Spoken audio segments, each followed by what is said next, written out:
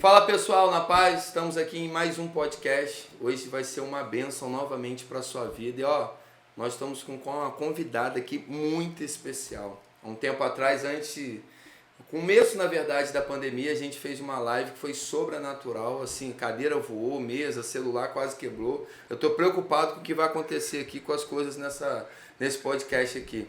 Mas estou aqui também com meu amigo Salvador, né? Bora, mais Fala aí, uma Salvador. vez, expectativa alta. Hoje vai ser diferente, eu acho. Hoje vai ser não só um aprendizado, né, em todas as áreas da sua vida, troca de experiência, mas eu creio também que o Espírito vai te pegar, porque quando a gente fala sobre ele, né, muita coisa acontece.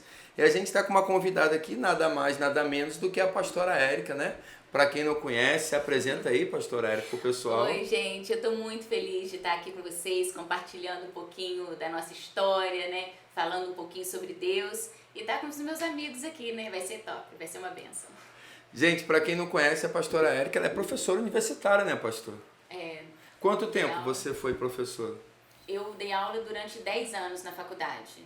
Eu me formei em Direito, fiz mestrado em Direito e durante a minha carreira eu sempre sabia que eu queria ser professora. E as pessoas falavam assim, não, faz concurso público, faz isso, faz aquilo. Não, meu negócio é ensino, meu negócio é dar aula. E aí, durante 10 anos, eu dei aula em algumas universidades aqui em Campos, sempre na área de Direito e de Relações Internacionais. E o que te fez assim, pastora, abandonar tudo, largar esses sonhos, esses projetos, 10 anos dando aula, 10 anos nas escolas, lidando com aluno e ensinando coisas que não tem nada a ver com o que você ensina hoje? O que fez essa mudança, essa transformação? Você poderia tentar resumir, contar isso pra gente? Olha, Deus fez essa mudança. Eu falo que ir para missões, né, porque deixei meu emprego, meu marido deixou o emprego dele pra gente ir pro Timor-Leste. Eu falo que eu sou a pessoa mais improvável do mundo para ser missionária transcultural. Mais improvável. Por quê? Porque eu nunca quis sair da minha cidade de Campos. Então, por isso que eu falo, o que te fez? É só Deus, é só o Espírito Santo. Não tem outra explicação. Porque eu tô casada há 16 anos e quando eu me casei, eu fiz uma espécie de acordo com meu marido, né? Que é o pastor Clóvis, que vocês conhecem. E ele sempre foi muito aventureiro. E às vezes as pessoas olham e acham que ele é o pacato e eu sou a aventureira. Mas isso não é verdade, eu quero deixar isso registrado. Que o aventureiro sempre foi ele, eu não. E quando a gente era noivo, eu falei com ele, eu sabendo dessa coisa dele, eu falei pra ele assim, Clovinho, você tá sabendo que você vai casar com uma mulher que morou em Campos, nasceu em Campos e nunca vai sair de Campos? E ele falou assim, não, tudo bem. Eu falei, não, mas a gente precisa definir isso no noivado, porque eu sei que depois no casamento isso pode virar um problema, pode virar uma questão. Ele, não, então nós estamos de acordo? Estamos de acordo. Assim, não durou muito esse acordo, né? Com 2 anos de casado, ele começou, vamos morar no Rio, Érica, vamos morar no Rio. E aí eu sempre lembrava, cara, a gente resolveu isso no noivado. Olha o acordo. Aí encerrava. Depois ele, vamos a Macaé. Que Macaé é 1h30 de Campos, você tá louco? Aí, no final das contas, com, 4, 5 anos de casada, ele, Érica, vamos pra Gruçaí, meia hora de Campos. Eu falei, Clovinho, encerra esse assunto, eu não saio de Campos, eu sou enraizada aqui. Então, mas um dia, né, o Espírito Santo pega a gente. E Deus me tirou de Campos e me levou para o Timor-Leste, do outro lado do mundo, do Sudeste Asiático. Então, assim, eu sei que eu sou improvável. Entende? Para ser missionária transcultural. Acho que eu não passaria num teste daqueles, sabe? Aqueles testes que você faz para ver se dá para você ser missionária. Eu acho que eu não passaria. Mas Deus me quis. Então... Só para a gente aproveitar e pegar uma palhinha dessa questão do Timor, para quem está nos ouvindo aqui, de repente não sabe, né? Você foi lá para o Timor e você foi com a sua família, né? A Maria não tinha nascido ainda, né? São 2 filhos. Hoje, na verdade, eram 2 filhos que você tinha, né? E como é que foi essa coisa de abandonar tudo, largar lá, falar qual língua? Explica um pouco pro pessoal aí. Então, foi um processo, né? Não foi assim. Tem coisa na nossa vida que acontece de bandeja, tem coisa que é rápido, tem coisa que você consegue discernir muito fácil. E Deus apresenta de maneira muito fácil. Mas a maioria das coisas acontece no processo. Então, foi um processo até entender que Deus estava chamando a gente para missões. Eu não entendi de cara. Começou como um incômodo, eu falei assim, cara, parece que Deus está querendo que eu faça outra coisa, mas eu não sei direito o que é. Isso foi em Clovinho também, enfim. Nós entendemos no final das contas que Deus estava chamando a gente para missões. E aí quando eu fui, eu hoje tenho 3 filhos, mas na época o Daniel tinha 6 anos, Elisa tinha acabado de fazer 4 ela fez 4 anos, no dia seguinte a gente viajou pro Timor, e Clovinho, né? Então era eu, Clovinho e as 2 crianças. E a gente foi para lá, pro Timor-Leste. O Timor-Leste é um país que ele, na verdade, é metade de uma ilha, fica no Sudeste Asiático, faz fronteira ali com a Indonésia. E é um dos menores, mais pobres países do mundo. E lá você fala, lá que são mais de 30 idiomas que você tem no Timor. Mas as 2 línguas oficiais no Timor são Tetum e português. Mas ninguém fala português lá. Então, assim, é ilusão você achar que você vai sobreviver com português no Timor-Leste. Não, 5% da população fala português. O idioma mais falado lá é o Tetum mesmo. E foi uma experiência extraordinária. Assim, foi muito de Deus. Eu digo que eu avancei 10 anos em 1 ano. Você poderia dar pra gente, assim, hoje, assim, o que mais te marcou nessa sua experiência lá no Timor?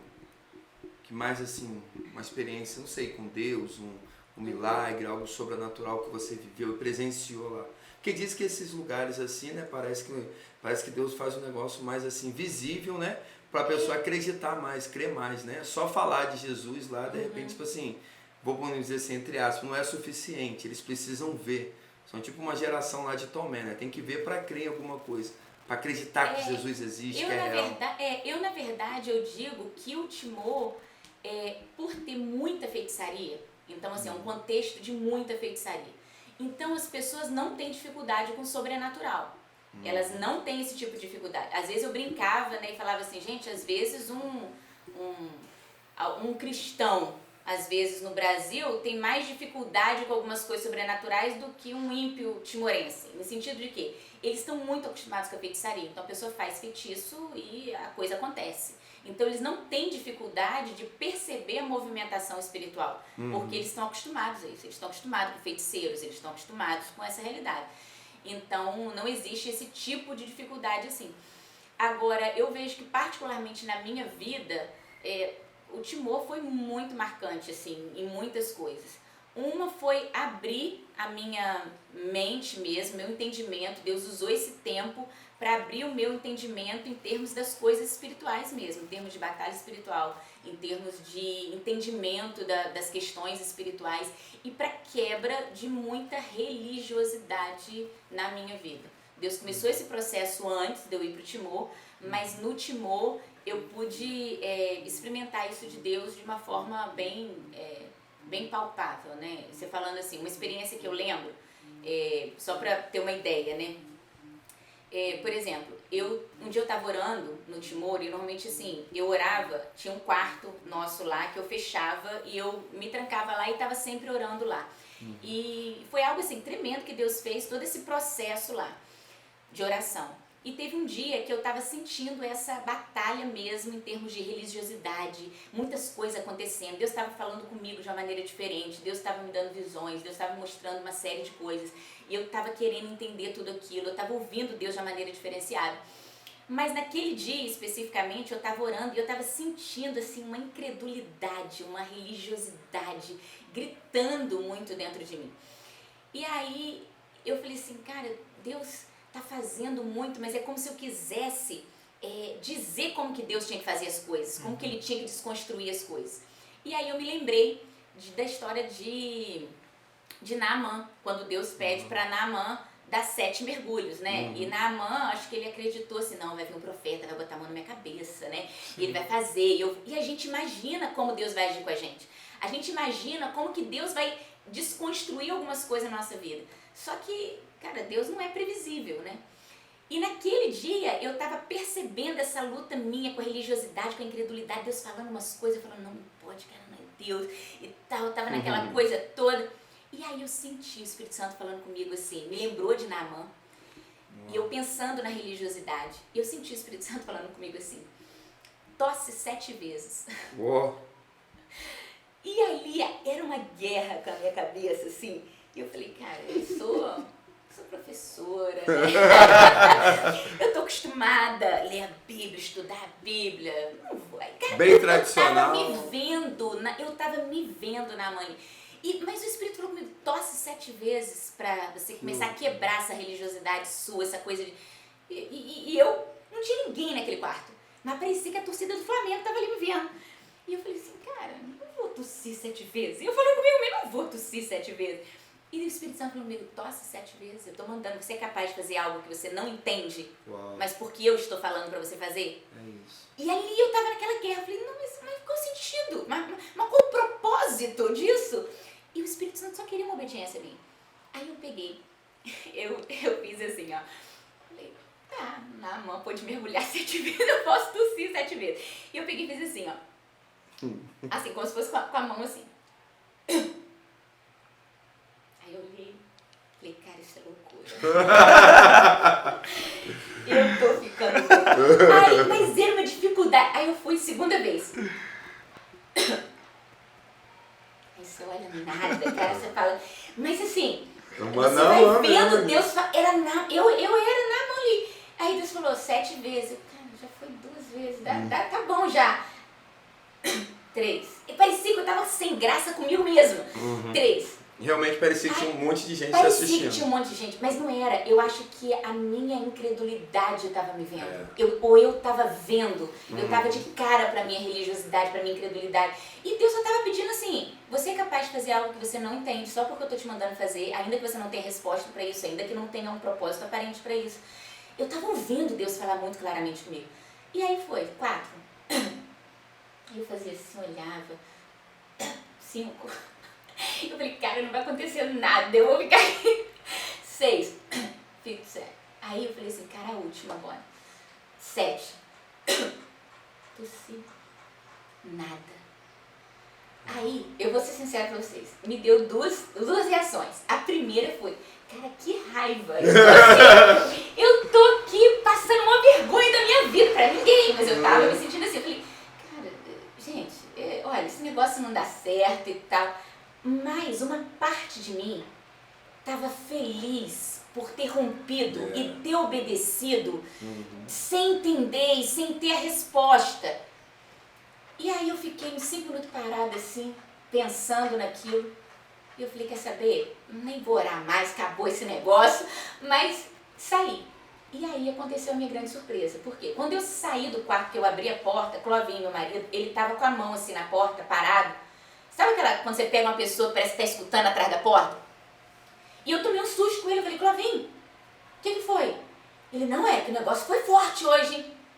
Aí eu não entendi direito, falei, eu tava orando e tudo, mas por quê? Ele, não, eu tô aqui há 20 minutos, orando aqui na porta, e eu não sei se eu entro, se eu não entro, se eu atrapalho você, se você tá passando mal, se você não tá passando mal.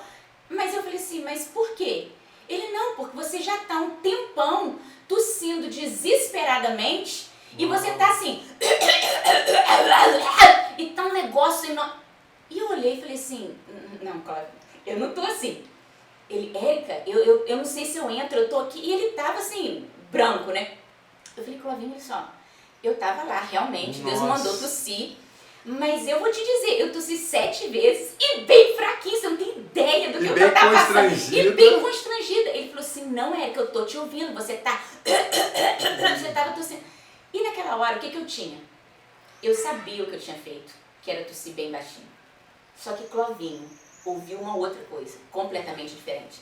Naquela hora, eu vi o Espírito Santo falando comigo, que na verdade o que eu estava fazendo fisicamente era algo, mas era como se os ouvidos de Clovinho tivessem abertos espiritualmente para o que estava acontecendo de fato. E que estava rompendo em termos de religiosidade, em termos de incredulidade, era muito maior na minha vida. Então era como se os ouvidos de Clovinho tivessem abertos para o que estava desmoronando na minha vida, naquela obediência simples, era algo muito mais profundo do que eu estava conseguindo perceber. Então, foi algo extraordinário, nunca mais esqueci dessa experiência. E hoje eu sei que obediências simples a Deus, coisas que você obedece na simplicidade, você acha que aquilo dali não está produzindo nenhum efeito catastrófico, sabe? Mas toda obediência a Deus, por mais simples que ela seja, ela tem uma proporção gigantesca que a gente não tem ideia, a gente não faz ideia. E aquela experiência serviu um pouquinho para isso, né? Eu fico em crise com isso, né? Porque eu acredito muito, né? A palavra de Deus diz, né? Que os sinais seguirão aqueles que creem, né?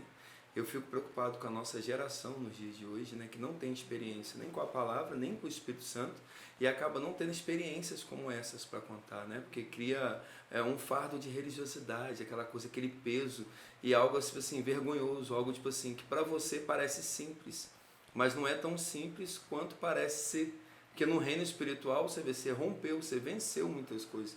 E quantos de nós, às vezes, a gente não consegue vencer e viver algumas coisas por medo e por desobediência. A gente só tem que ser obediente, porque a gente fica assim, não, mas é para fazer isso, a gente fica, mas vai dar errado. A gente pensa, um exemplo, Noé, imagina, né, Deus chegou para Noé, faz a arca. Não, mas para aí, não está chovendo, como assim jogar o Pedro lá no barco? Tipo assim, eu pesquei a noite toda, cara. Não, joga a rede de novo. Não, mas não faz sentido jogar a rede de novo. Porque eu pesquei a noite toda, não pesquei nada. Eu vou pescar aqui agora. E detalhe, na beirinha, se fosse para pegar alguma coisa, eu ia pegar no alto mar, lá no fundo. Na beirinha, não, só obedece. Esquece, porque aquilo que eu estou fazendo, que detalhe, o milagre do peixe não foi aquilo que eles precisavam. O milagre maior foi eles reconhecerem Jesus, né? Pedro descer do barco, tá ali com Jesus, aquela coisa toda ali, uau, e mais uma vez ainda com aquele grande erro, porque ele desce do barco e fica preocupado, tipo assim, eu vou lá pegar o peixe, eu vou lá fazer uma fogueira, eu vou pegar o pão. Jesus, não, cara, já está tudo pronto, só fica aqui comigo, né? E faz as 3 perguntas, por aí vai. Mas, tipo assim, você consegue identificar, porque hoje eu fico com medo da nossa geração não conseguir ter esse relacionamento íntimo com o Espírito Santo a ponto de obedecer e acreditar, mesmo que os nossos olhos naturais não conseguem identificar. Você consegue, aonde foi assim, que as suas escamas caíram, podemos dizer assim, cara, caiu minha escama aqui, cara, aqui eu tinha uma visão de vida cristã, aqui mudou. Eu posso até pontuar algumas coisas, mas como eu falei, assim, comigo foi um processo, não foi fácil. Da mesma maneira que não foi fácil me tornar uma missionária transcultural, não foi fácil romper com uma série de questões mesmo religiosas e tudo. Então, assim, foi uma construção inteira na minha vida. E já estava bem estabelecido. Estava muito estabelecido. Eu, por exemplo, hoje as pessoas, quem me conhece de 10 anos pra cá, conhece uma Érica. Mas quem me conheceu, vamos botar 10 anos pra trás, sabe da dificuldade que foi chegar onde eu tô agora. E eu digo assim, não julgo que haja alcançado, mas hoje eu sei para onde eu tô caminhando. Foi um processo muito árduo. Eu não tinha essa disposição para me abrir para o Espírito Santo. Eu não tinha.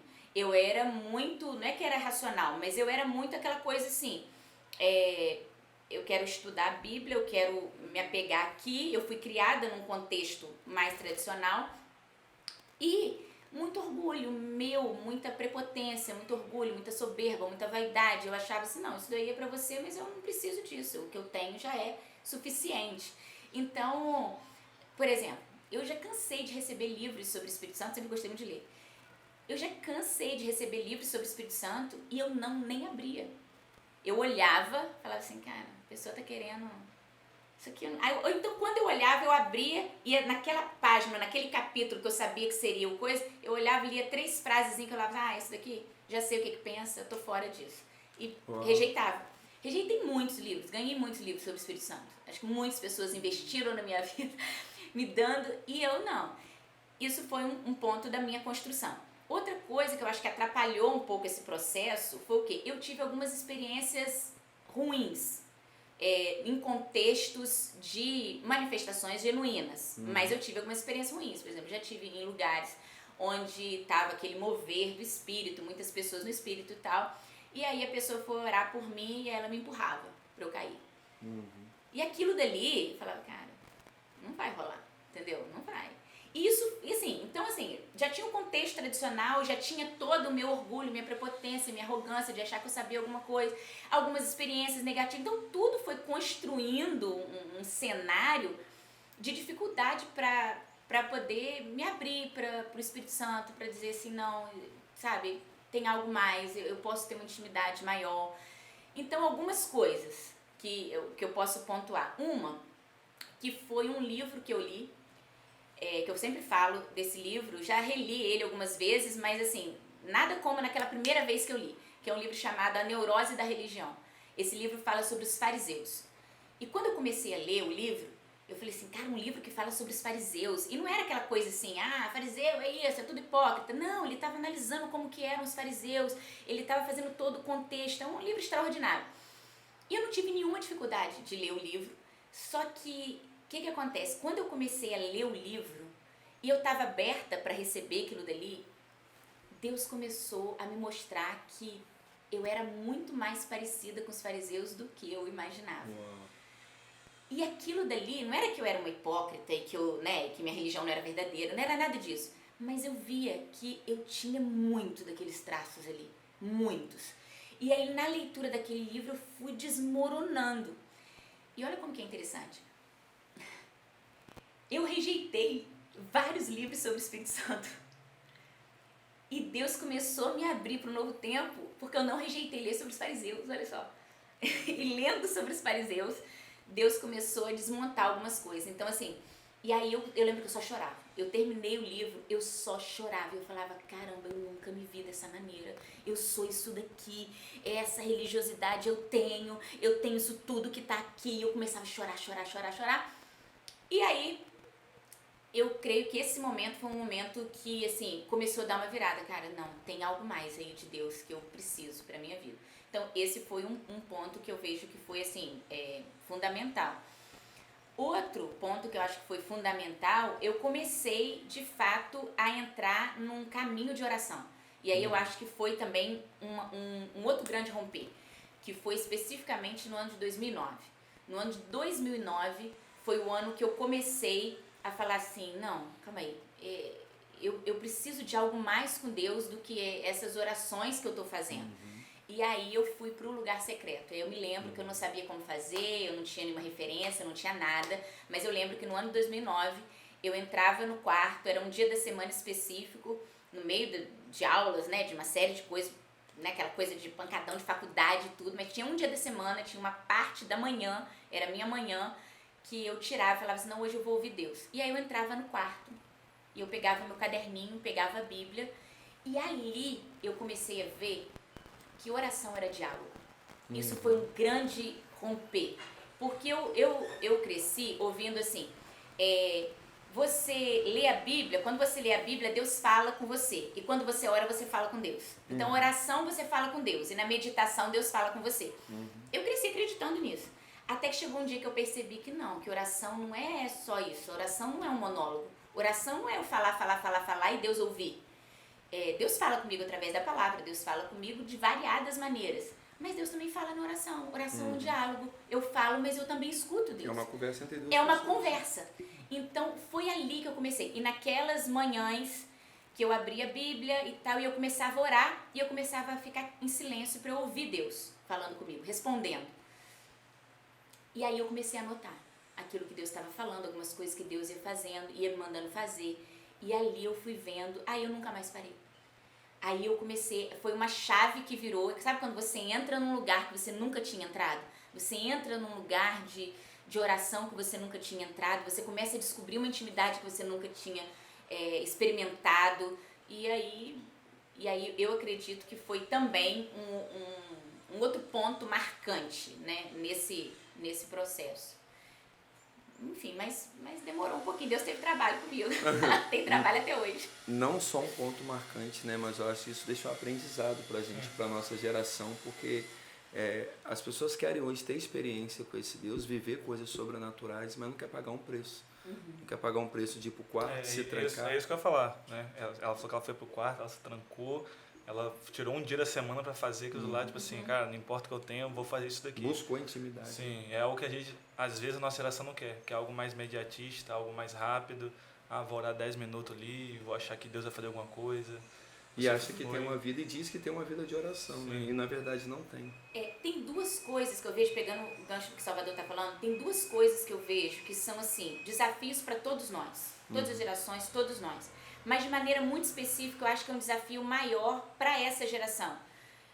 Por quê? Porque essa geração nasceu num contexto já tecnológico. Sim. Então, essa geração já nasceu num contexto em que você aperta uma tecla no Google, você tem as respostas.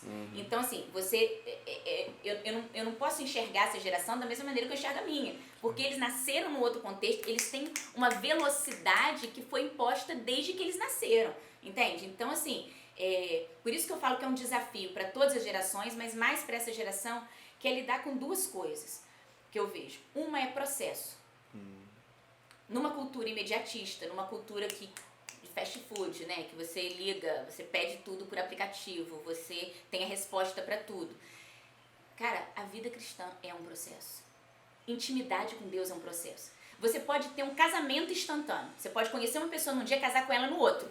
Mas você não ganha intimidade em um dia. Intimidade é processo. Existem coisas que você só adquire com processo. Aperfeiçoamento. Aperfeiçoamento é processo. Aperfeiçoamento não é instantâneo. Ninguém vai virar o melhor corredor do mundo de um dia para a noite. É processo. Existem bênçãos que você só adquire com processo. Aperfeiçoamento é um deles. Maturidade é outro. Não existe. Uma coisa não fica madura de um dia para o outro. Não é instantâneo. Maturidade é processo. Intimidade é processo. Conhecimento de Deus é processo. Então, se tem algo que a gente precisa, e essa geração mais ainda precisa entender que a vida é um processo. A gente não pode querer tudo de mão beijada e eu vou orar hoje, eu vou orar um mês e eu acho que é muito orar um mês. Entende? Eu acho que é muito. Eu tô 2 meses orando. Cara, o que são 2 meses? Entende? O que são 2 meses? Sabe? Então, assim, é o que eu falo. Não que eu não lute com isso, entende? Eu também luto com isso. Poxa, já tô orando. Tá, mas eu tenho questões. Tem uma questão específica que Deus me mostrou. Tem 14 anos. Eu oro há 14 anos por isso. Quando eu entro no meu salão de oração, há 14 anos eu oro. Eu não vejo um sinal de que isso vai acontecer. Mas continua. Em 14 anos. Com a mesma intensidade. Quando eu entro lá, eu falo, Deus, eu posso passar 20 anos aqui. Eu posso passar 30 anos aqui. E se eu morrer aqui, o Senhor vai saber que eu morri orando. Porque o Senhor falou comigo. Eu sei disso. Você fé, confiança, então, assim, não estou dizendo que é fácil, não estou dizendo que eu consigo isso sempre. Mas eu estou te dizendo, uma vez Deus falou comigo assim, eu estou dizendo que é possível. Eu gosto de investimentos a longo prazo. Então, assim, uma das coisas que a gente precisa entender é que as coisas não vêm, na maioria das vezes, elas não vêm de bandeja. Existem coisas que você ouve de Deus, chamado, orientações, que vêm assim, que vêm no de repente de Deus. É verdade, isso acontece, mas isso é exceção. Eu acho que o que acontece hoje com a geração é que está transformando a exceção em regra. Entende? Eu tenho experiências assim com Deus, de respostas de oração imediatas. Você tem, todo mundo tem. Mas, na maioria das vezes, cara, é processo. Então, e Deus não dá o quadro pronto. Você olha para a Bíblia, você vai ver que as pessoas não deixaram de se lançar em Deus e de fazer o que Deus estava mandando, porque elas não tinham o quadro todo, entende? Então, é processo, você não vai saber tudo, mas você não precisa saber tudo para dar o primeiro passo, para dar o segundo passo, para entrar num caminho de obediência. Então, assim, você olha Davi. Davi foi enfrentar Golias. Davi não sabia como ele iria derrotar Golias. Ele não sabia. Ele sabia que ele ia derrotar, ele falou, eu vou vencer o Deus de Israel, eu vou arrancar sua cabeça hoje, mas ele não sabia como ele ia fazer isso. Por que ele não sabia como? Ele não sabia como porque ele vestiu a armadura de Saul. Se ele soubesse como, ele não teria vestido. Segundo, que ele pegou 5 pedras, ele não pegou uma. Se ele tivesse certeza que ele ia acertar na primeira, ele não teria no rio apanhado 5 pedras. Então ele não sabia como, mas ele foi. E no processo ele foi vendo, cara, não é com a armadura não, mas ele não desistiu porque ele se equivocou no processo com algumas coisas, entende? Ele permaneceu porque Deus tinha dado uma orientação para ele. Então Davi não sabia como, Noé não sabia quando. Noé entrou na arca, você falou de Noé. Quando que ele ia sair da arca? Cara, ele não sabia, ele soltou um pássaro, voltou, não, vou ficar mais 7 dias aqui dentro, agora solta de novo. Ele não sabia quando, mas ele estava em obediência. Você pega Samuel ouviu a voz, não sabia quem. Sabia que estava falando, ele queria obedecer, mas era quem? Era Eli? Não era Eli, ele não sabia quem. Abraão não sabia onde. Vai para onde? Não sei, mas foi. Então assim, Davi não sabia como, Noé não sabia quando, Samuel não sabia quem, Abraão não sabia onde. Mas eles não pararam. Eles se sujeitaram ao processo e foram aperfeiçoados por Deus. Então, eu acho que a gente precisa aprender com o processo. A gente não vai saber tudo. Se você não tiver plena certeza de tudo, mas Deus está te orientando em alguma coisa, vai dando passos de fé, vai caminhando, vai construindo esse caminho e vai acreditando. Então, processo eu acho que é um... Você falou essa questão do processo, eu lembrei de uma pregação sua que você falou de alguma experiência com alguma pessoa que pega água quente do chuveiro, se eu não me engano, para esquentar o miojo mais rápido que ele já é. Então, eu queria que você aprofundasse um pouco nessa história para quem não escutou ainda, que nós somos essa geração, que queremos uma rota de fuga para a gente adiantar. Isso. Deus me chamou para ser pastor, então eu vou tentar dar a palavra toda hora, porque assim Isso. eu posso crescer como pastor. A gente não precisa ajudar Deus no nosso processo. Fala um pouco, conta essa experiência no miojo, né? Essa experiência foi um primo meu. Ele chegou pra mim e falou assim, Érica, deixa eu te fazer uma pergunta. Eu falei assim, oi, seu miojo demora? Eu falei assim, como assim? Não, meu miojo não demora. Não, porque meu miojo demora. Isso é uma propaganda enganosa, 3 minutos. Porque olha só, você bota a água pra ferver. Aí você tem que esperar a água ferver. Aí depois que a água ferve, você coloca o miojo. Não fica 3 minutos ali, porque senão ele vai ficar duro. Fica mais de 3 minutos. Aí depois você pega o miojo, você coloca no prato, o negócio tá quente, você não consegue comer, você tem que esfriar. Então não é 3 minutos. Aí ele, sabe o que eu descobri? Agora eu adiantei o processo do miojo. Eu vou lá, pego o chuveiro, coloco no mais quente o chuveiro e aí coloco a panela. Porque aí eu já adianto o processo. Quando vai pro fogo já tá... Aí a água já tá morninha. Aí eu dei risada na hora, mas eu depois refleti sobre essa geração, né? Sobre isso. Eu falei, cara, a pessoa não tá com paciência para fazer um miojo. Ela tá adiantando o processo do miojo.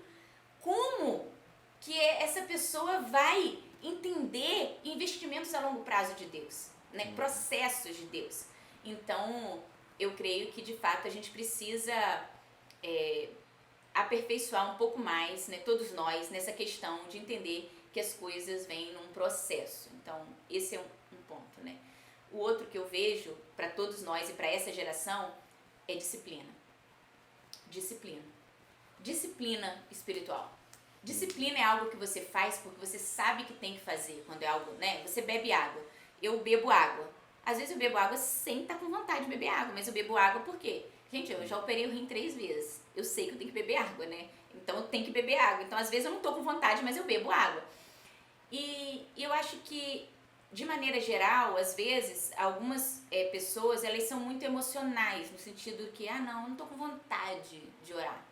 Eu não tô com vontade de ler a Bíblia. Eu não tô com vontade de... Mas eu vou só por ir? Não adianta. E aí ela pega na desculpa do legalismo.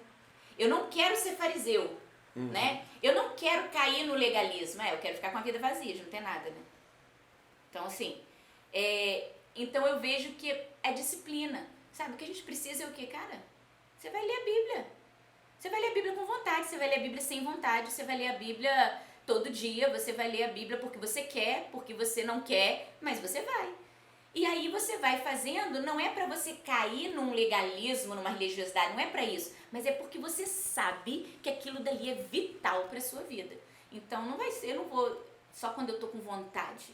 Cara, grande parte das coisas que eu faço na vida, eu faço por propósito, porque eu sei que tem que fazer, sabe? Porque eu sei que é importante fazer, eu sei que é saudável fazer, e aí eu vou e faço. Então, acho que, às vezes, eu acho que a gente precisa aperfeiçoar um pouquinho isso também, né? A questão da disciplina. Você falou isso tudo, eu lembrei de uma frase quando Deus falou comigo, no início da vida com Deus, aquela crise de Deus não falar, Deus não responde. Deus falou comigo uma frase uma vez só, eu tomo isso até hoje. Deus cura o ansioso fazendo ele esperar. Deus ele não vai te dar aquilo que você precisa porque você quer rápido. Ele vai fazer você esperar quando você entender que ele é soberano sobre o tempo. Pode ser que ele te dê ou ele fale aquilo que você quer. Então é entender esse processo realmente.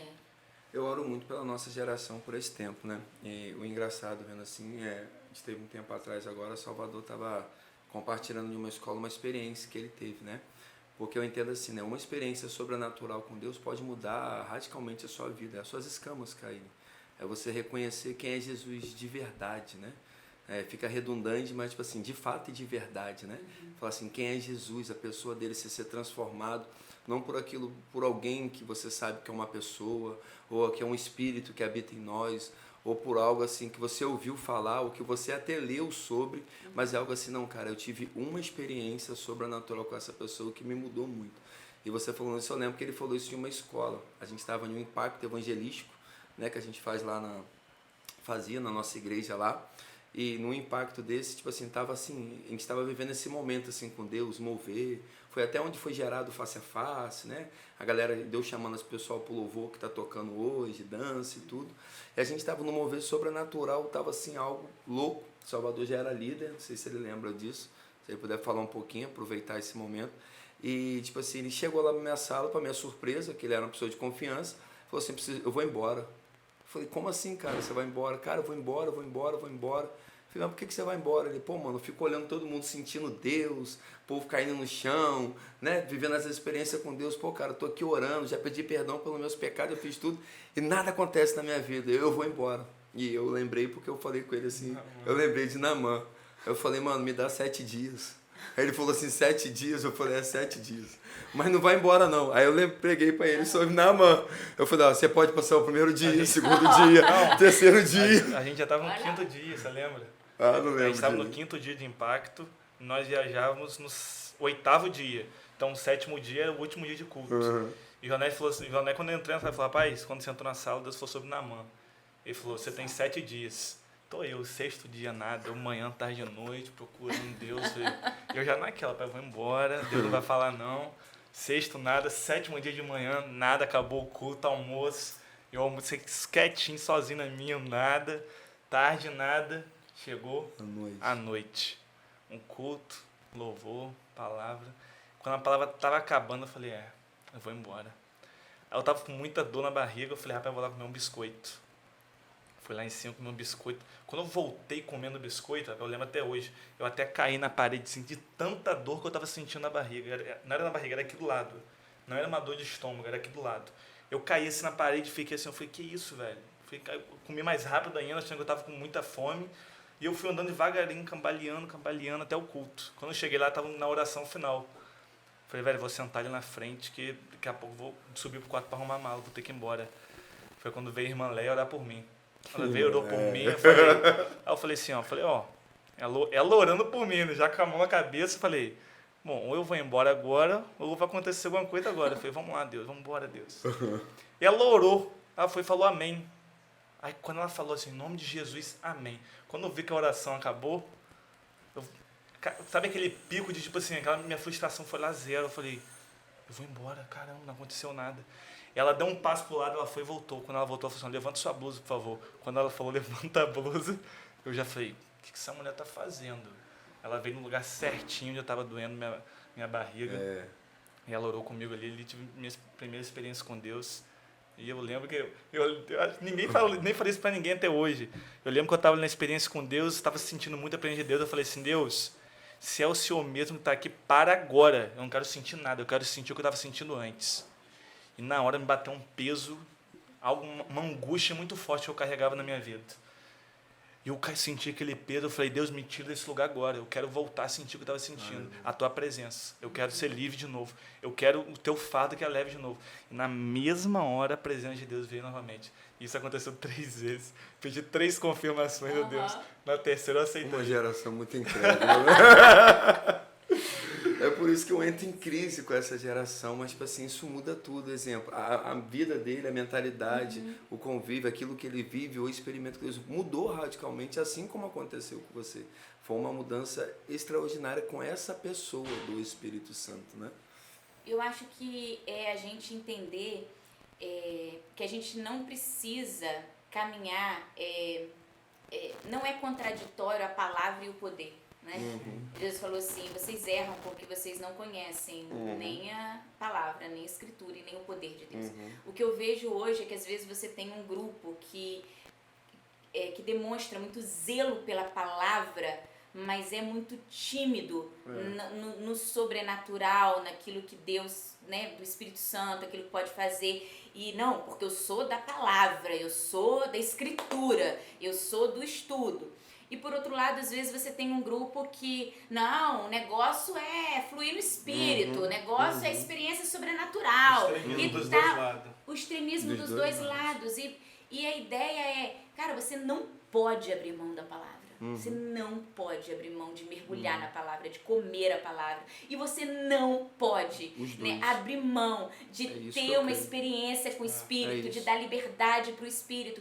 Você pode ser uma pessoa da palavra e do poder, que experimente essas duas coisas, né? Então, eu creio que esse é o grande desafio, né? Por um lado, você tem talvez pessoas que falam assim, não, estou satisfeita aqui, não preciso de mais nada do Espírito, porque eu já conheço o Espírito Santo, já sei. E por outro lado, você às vezes tem algumas pessoas que, não, meu negócio é o arrepio, meu negócio é o mover. Que na verdade não vive, esse pessoal não vive um mover, vive uma emoção, né? Que não há transformação de vida. Exatamente, porque você pode até ter experiências verdadeiras, mas as experiências em si, elas não te sustentam. A palavra vai te sustentar. A geração que mais viu milagre morreu no deserto. É porque, na verdade, quando você vive essa experiência como Salvador, né? É nisso que eu acredito.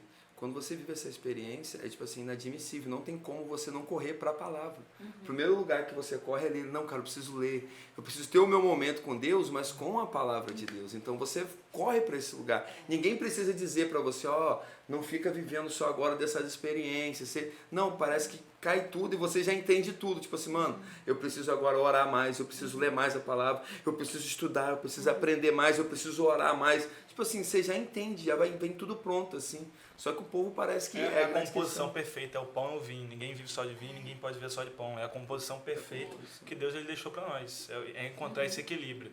Acho que a gente se perde muito como cristão, né? No início da nossa vida com Deus, quando a gente está começando a engatinhar, é ser extremista, como você falou. Ou é muito para um lado, ou é muito para o outro. E ficar só nesse legalismo também. Seja muito dos dois. Eu nunca vi isso, mas tipo assim, daria uma polêmica. De repente eu acho que eu não sou muito bom para pregar isso não. Mas um tema bom para sermão seria isso, a geração da palavra e a geração do poder. Aonde você se encaixa.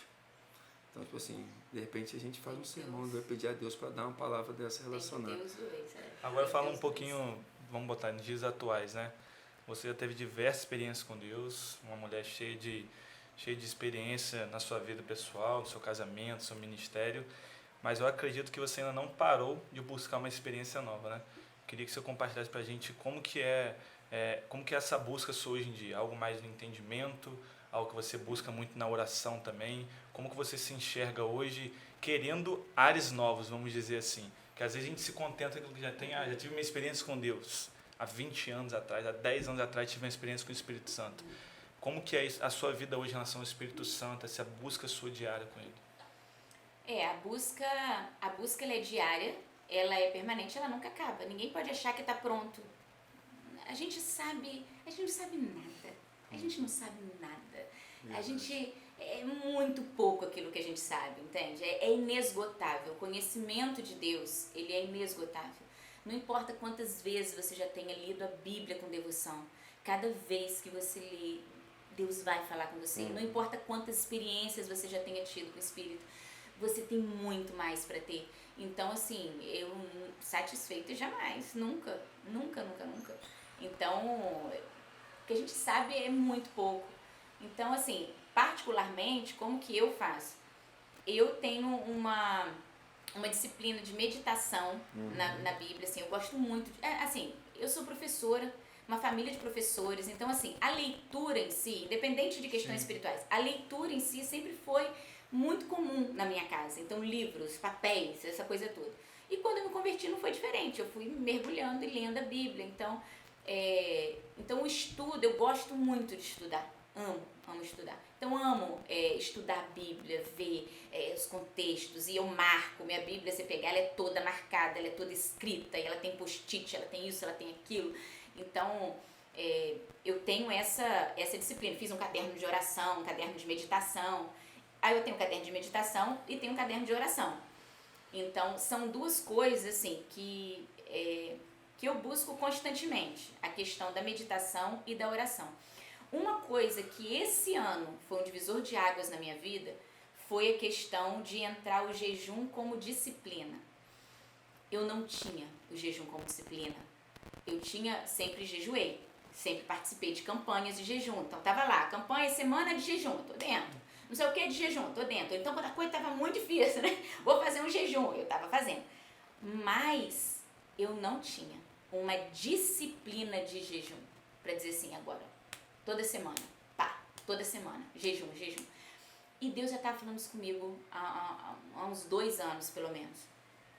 E aí, esse ano, que eu falei assim, não, eu tenho disciplina com leitura, eu tenho disciplina com oração, cara, eu tenho que ter uma disciplina com o jejum. Esse ano, eu comecei uma disciplina com o jejum. E assim, eu não tenho como expressar em palavras os benefícios. Foi uma outra virada de chave na minha vida esse ano.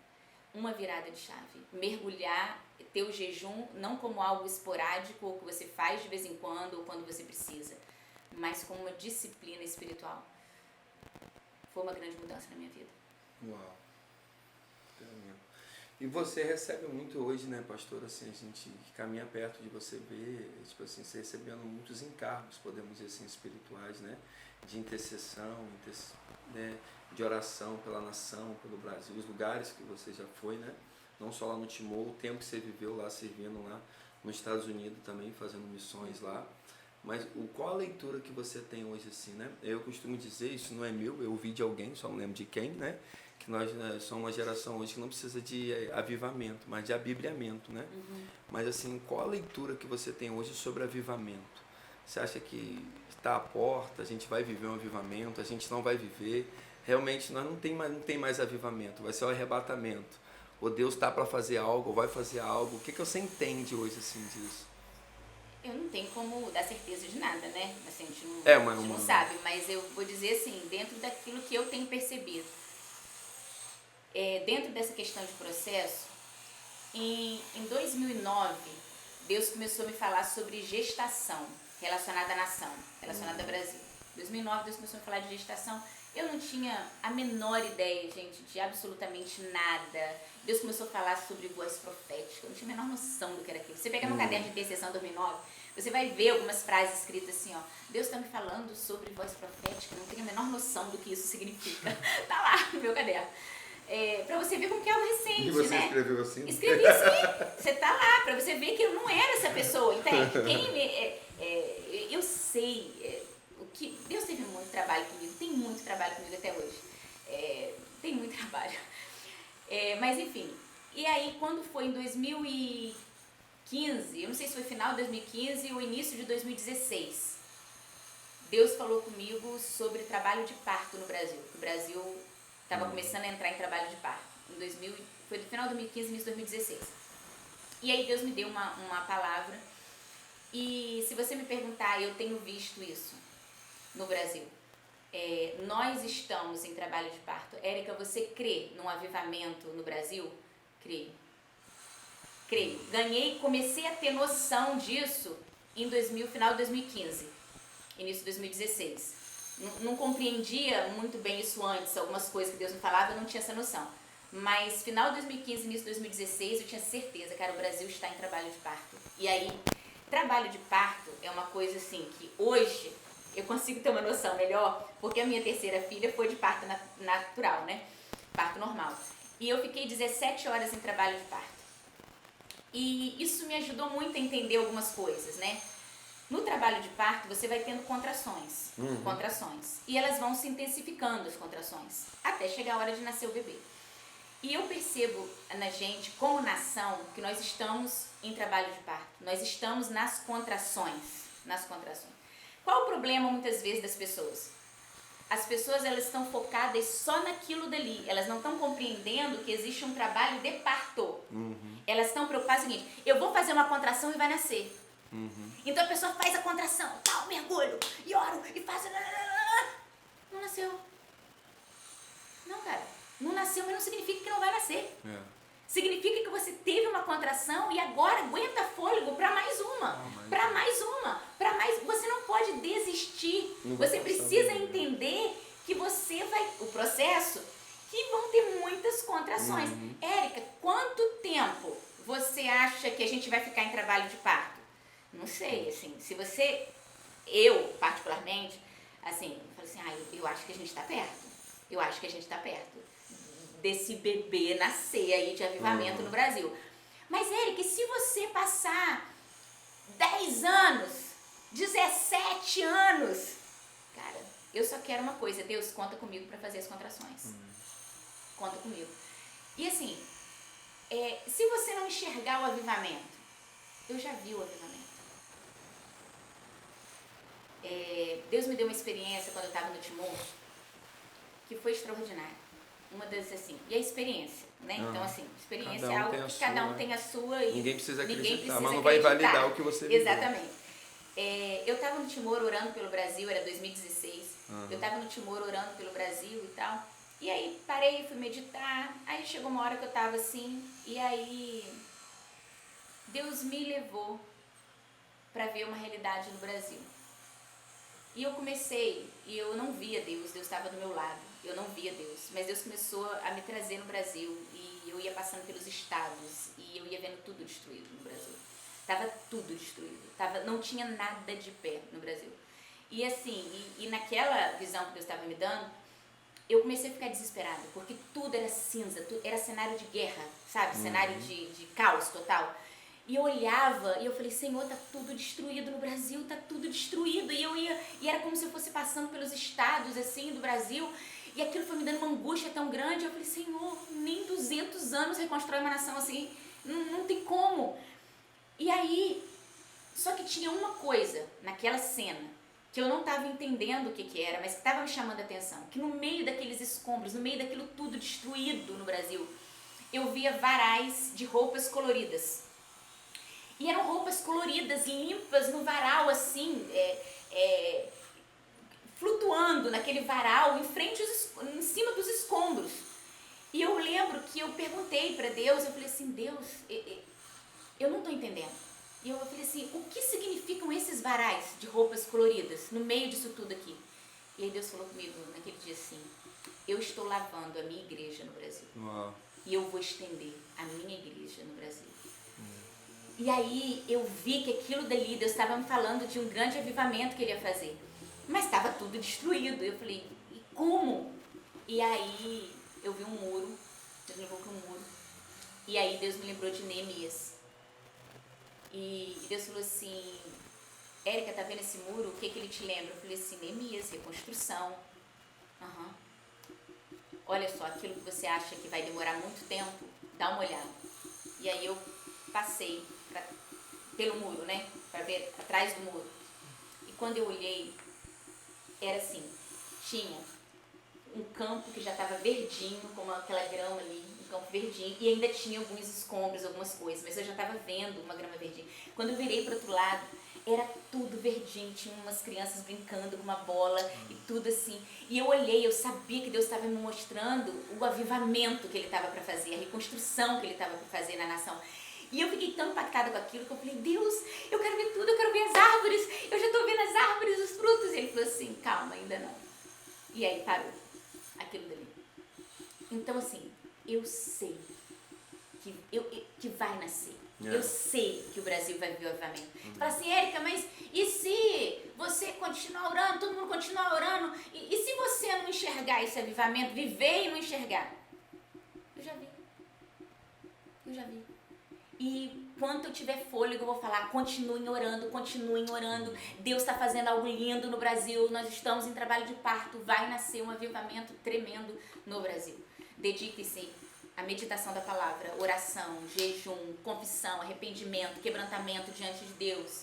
E Deus está fazendo, Deus está lavando a igreja dele e vai estender. A igreja é a resposta.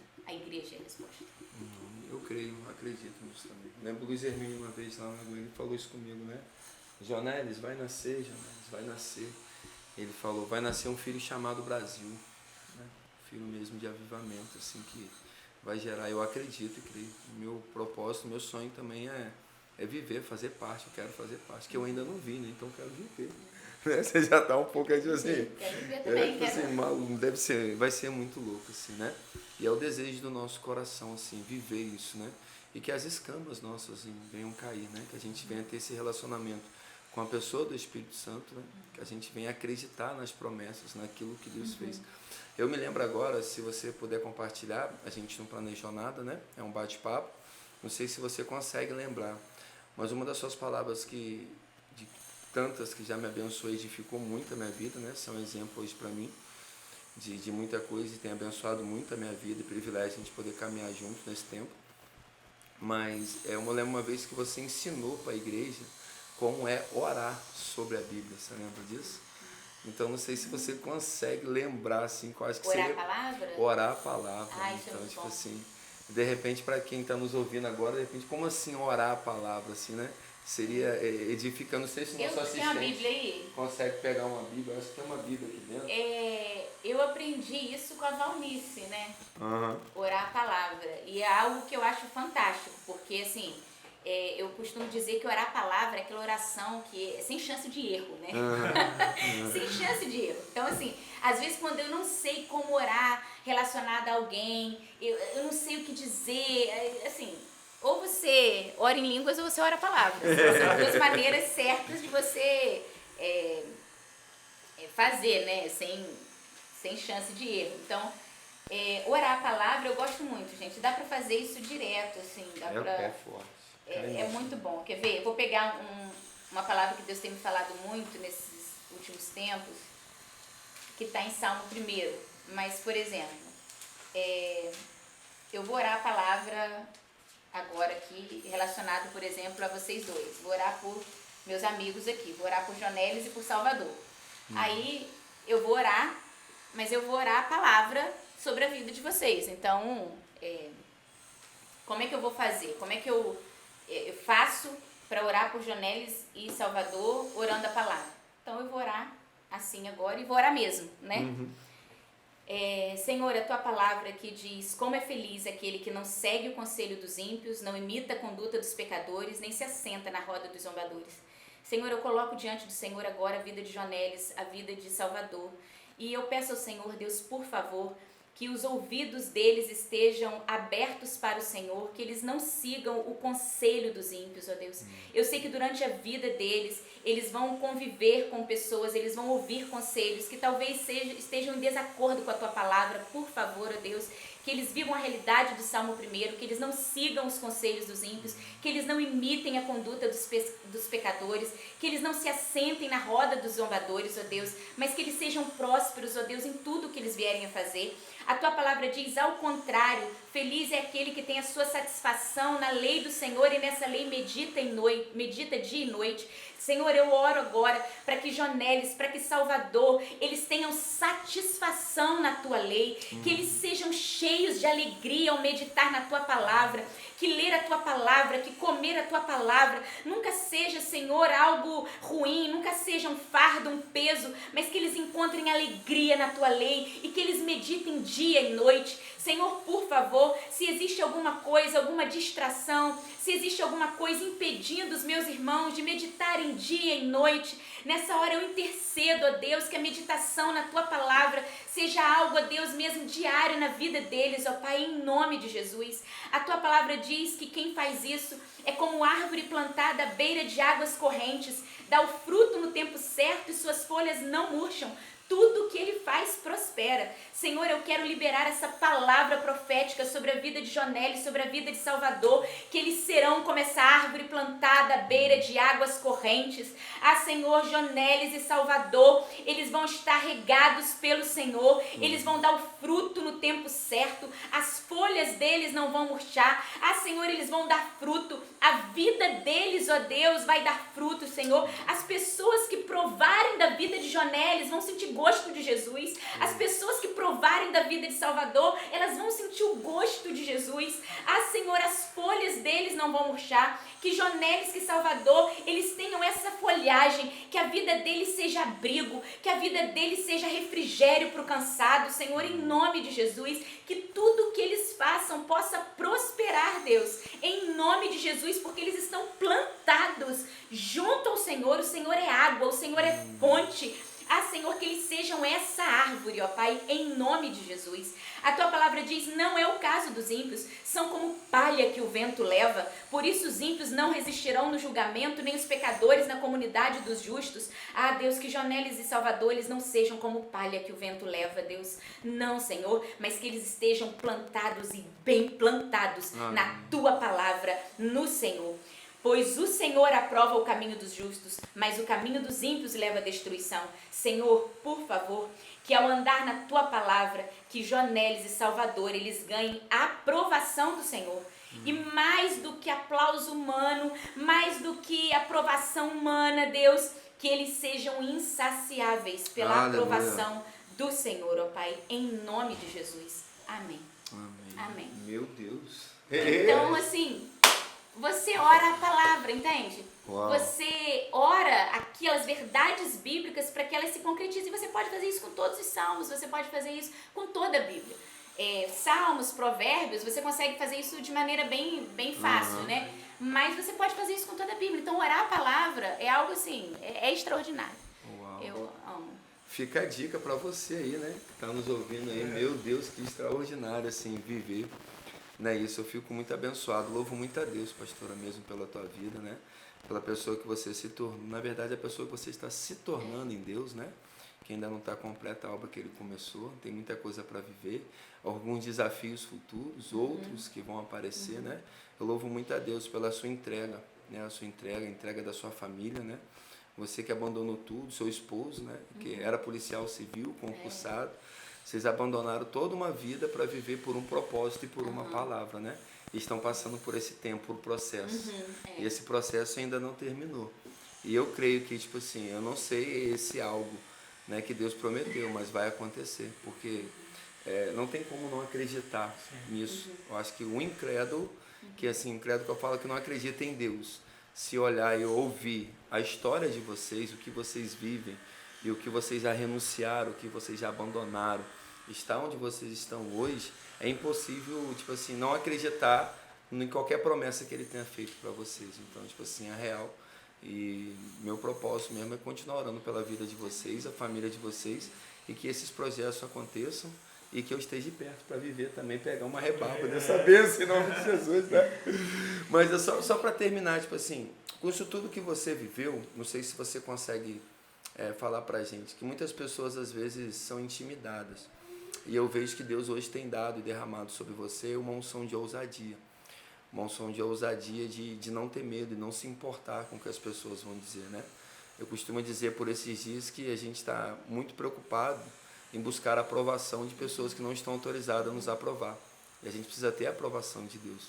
E algumas coisas que você vê que é loucura, mas tipo assim, é real, como a questão da tosse, aquela questão toda, alguns não conseguem entender, e às vezes Deus manda a gente fazer algumas coisas, a gente fica assim, mas como as pessoas vão entender, o que vão pensar de mim? Eu falo isso, não sei aqui, mas as pessoas olham para assim, cara, esse cara não está normal.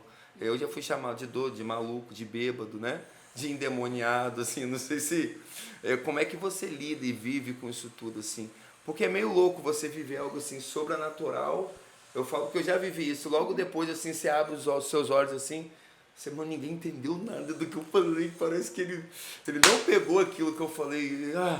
Olha, meu amigo, eu vou dizer para vocês, é um grande romper.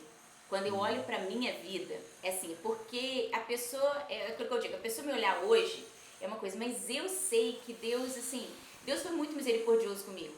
E às vezes quando as pessoas não entendem alguma coisa, né, que você está vivendo, que eu estou vivendo, alguma experiência, eu entendo. Sabe por quê?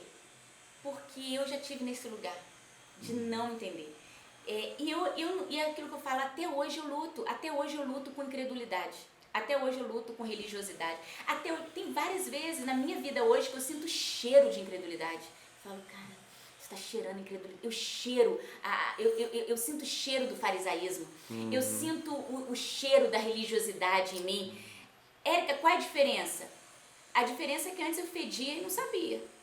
Agora, quando eu começo a feder, eu começo a sentir, entende? E aí você se quebranta e você, se coloca diante de Deus.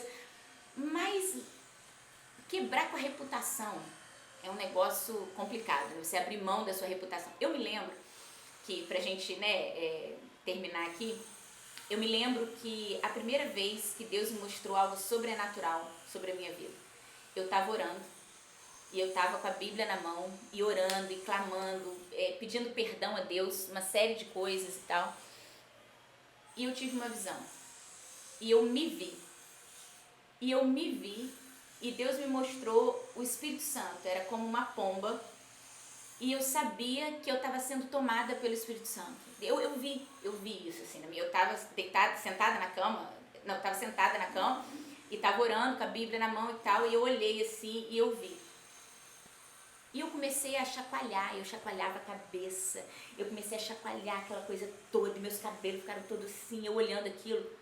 Quando eu olhei aquela cena, dentro daquela visão minha, eu falei assim, Deus, isso aí não. Tipo assim, quer agir comigo?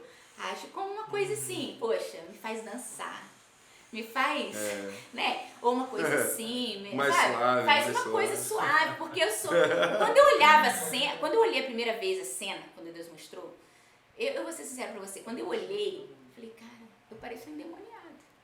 Eu sabia que não era óbvio, né? Era Deus que estava mostrando, eu vi o Espírito Santo sobre mim, Deus estava quebrando religiosidade em mim, mas eu estava olhando e falei, Deus, tá, eu tô horrível aí, mas eu olhei para aquela cena e guardei aquela cena no meu coração. E aí, Érica, e depois disso, eu guardei aquela cena. Hoje, anos se passaram. Érica, você rompeu naquele dia? Não rompi naquele dia, mas eu vi aquilo dali. E depois, quando as coisas começaram a se abrir, algumas escamas foram caindo. Hoje, quando eu vejo algumas maneiras como Deus me usa, eu me lembro daquele dia que eu vi que isso era uma visão, né? E hoje é uma realidade, isso era uma visão. Mas eu me lembro que eu olhei a cena e falei, isso daí, tá, Deus, faz de outra maneira, faz de outro jeito, faz um negocinho mais manso comigo e tal. E não, então assim, hoje eu olho e falo assim, Deus, é o Senhor faz como quer, mas Deus precisa me quebrar, né? Então eu creio que a gente precisa romper com a questão da reputação, entende? Reputação. O que Deus pensa sobre você tem que valer mais do que os homens pensam. Sim. Ser aprovado por Deus precisa valer mais para você do que ser aplaudido pelos homens. Isso precisa ser uma realidade. Aí você consegue romper e se deixar ser usado por Deus da maneira como Ele quer. Uau. Meu Deus, hein? Tá abençoado isso, Alô? Demais. Pastora Érica é a tipo de pessoa que quando a gente está perto, escuta, a nossa fome e sede por Deus aumenta. Eu espero que quem escutou a gente também esteja com essa fome e sede. Me dá vontade de ver devocional agora. Tipo assim, não.